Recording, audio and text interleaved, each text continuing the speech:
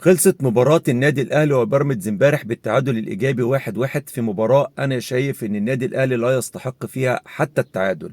في مباراة مهمة حاسمة في بطولة الدوري، في ظل إدارة فنية فاشلة للمدرب الجبان الفاشل كولر كالعادة، ومسلسل الأداء السيء للنادي الأهلي على مدار الموسم، ويمكن من نهاية الموسم اللي فات أو من قبل كده، في ظل استسلام كامل لمجلس إدارة النادي الأهلي لأسباب غير معلومة، وكأن كولر ده ماسك على مجلس الإدارة زلة أو ماسك علينا زلة عشان يستمر. والمشكلة إن جاي لخبر إن مازال مطروح إن كولر يستمر، ودي لوحدها كارثة تانية.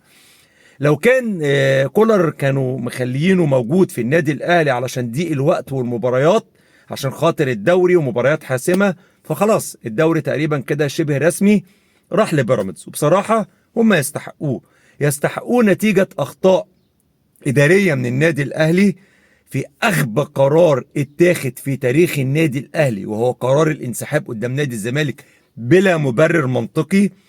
في ظل طبعا القرار استمرار كولر على رأس القيادة الفنية في ظل حالة المستوى المتردي والأداء السيء من بداية الموسم وكم التعادلات اللي عملها، ومع ذلك كانوا باقيين عليه، وبرضه ده علامة استفهام مش معروف ليه.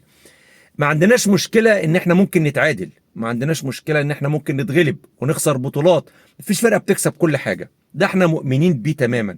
ولكن اللي يزعل في الموضوع ان انت يبقى عندك سكواد قوي، وعندك فرقة كويسة جدا، وعندك لعيبة تقيلة، وانا عارف ان انا اللي انا بقوله ده ايه، وفي نفس الوقت عندك مدير فني شغلته الشاغل انه يلعب ضدك. ومش بس كده، ده بيتعمد ان هو يدمر اللعيبة اللي موجودة وكأنه بيلعب ضدنا.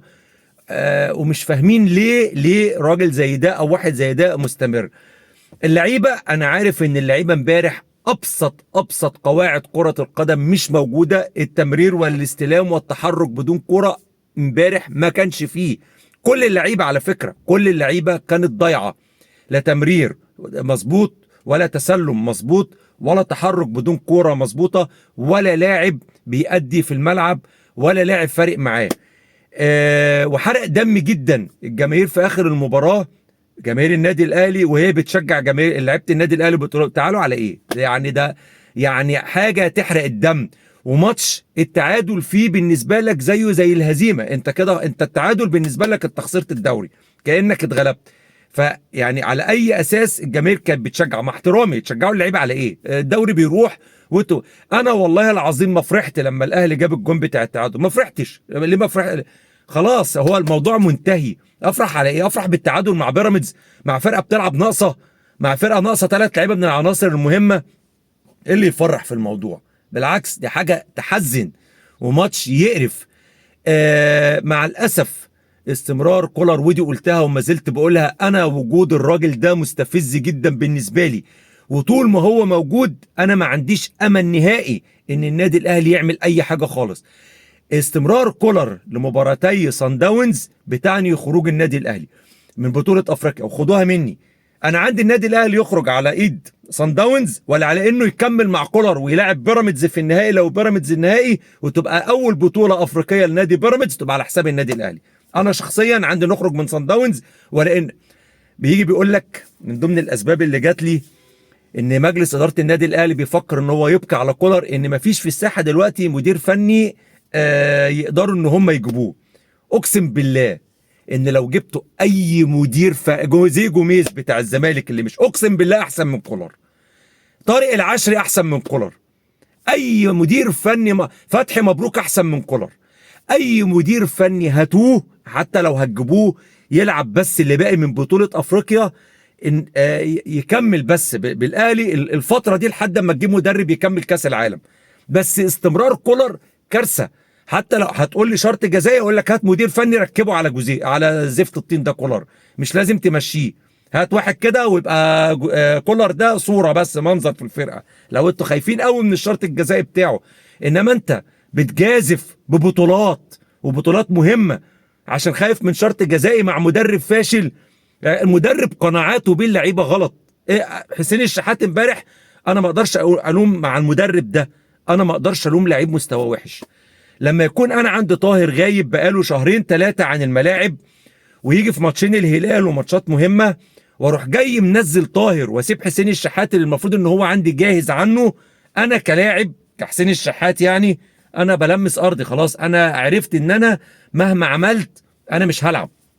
يجي يقول لك انا اللعيب عندي يهمني في التمرين.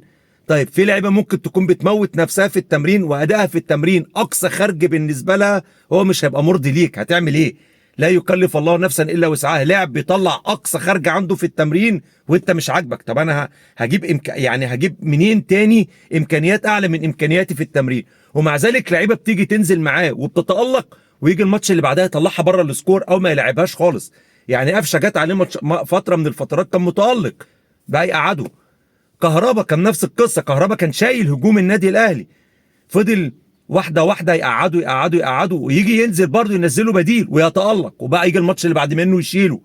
دي حاجه اسمها تدمير لنفسيه اللعيب. يا جماعه في حاجه مهمه جدا، اللعيب ده نفسيه.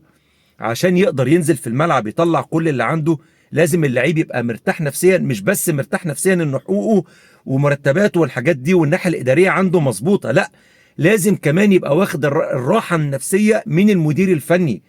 انما لما يكون المدير الفني انت ما انتش قادر تفهم دماغه، مش قادر تفهم ايه اللي انا اقدر اعمله عشان انا استمر في الملعب بأدي وبنزل مباريات واتألق في المباريات، ويجي الماتش اللي بعد منه الاقي نفسي بره السكور او بره. انا بيجي عليا وقت من الاوقات كلاعب خلاص انا اديت في التمرين زي ما اديتش، اتمرنت جامد زي ما اتمرنتش. انت بالنسبه لك ليك قناعات معينه بلعيبه معينه بتحبها هتلعبها، وده قمه الظلم. مش قادر افهم ولا استوعب ازاي مجلس اداره النادي الاهلي بيضحي بالشكل ده ببطوله افريقيا وبالدوري. هو الدوري خلاص راح، بس لو عاوزين يحافظوا على البقيه المتبقيه من الدوري الراجل ده لازم يمشي، لازم يمشي. وانا بعلنها مستر كولر لو استمر مع النادي الاهلي اقسم بالله.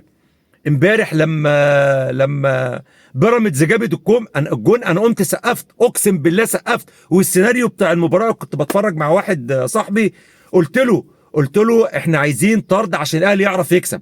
طول ما بيراميدز كامله احنا هم احسن مننا. فعلا اتطرد لاعب، قلت بس حلو فرصه بقى. لما من سير المباراه واللي عمله كولر قلت لا، قلت خد بالك مش معنى ان هم ناقصين ان احنا كده في مأمن، ده ممكن يخطفوا جون من شوطه من كورنر، وده اللي حصل. اقسم بالله قمت سقفت، يعني السيناريو ده انا توقعته. قلت انا عارف، انا كنت عارف ان احنا هنجيب جون في الوقت بدل الضايع، انا كنت عارف بس ما فرحتش، مش فارقه ايه التعادل بالنسبه لي يعني هزيمه. فانا استمرار كولر بالنسبه لي انا بعلنها، انا بتفرج على اي مباراه للنادي الاهلي وانا فاقد الامل تماما في اي مكسب. بطوله افريقيا هنخرج منها مش هنكسبها. الدوري احنا مش بس خسرنا الدوري، لا احنا كمان هنلعب كونفدراليه السنه الجايه على يد كولر لو استمر.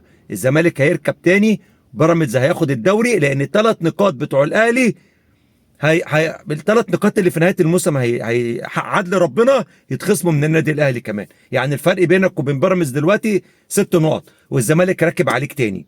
فانت كده السنه اللي جايه مع استمرار كولر لنهايه الدوري واستمراره في اداره مباريات افريقيا، الاهلي هيلعب كونفدراليه السنه الجايه وهيبقى ثالث الدوري، الاهلي هيفقد بطوله افريقيا. وانا قلتها وبقولها ودي النتيجه اللي متوقعه. مش هزعل لو ده حصل. ليه؟ علشان احنا عارفين سبب الدق ايه، ومع ذلك مصممين ان احنا نستمر على الخطأ اللي احنا عليه.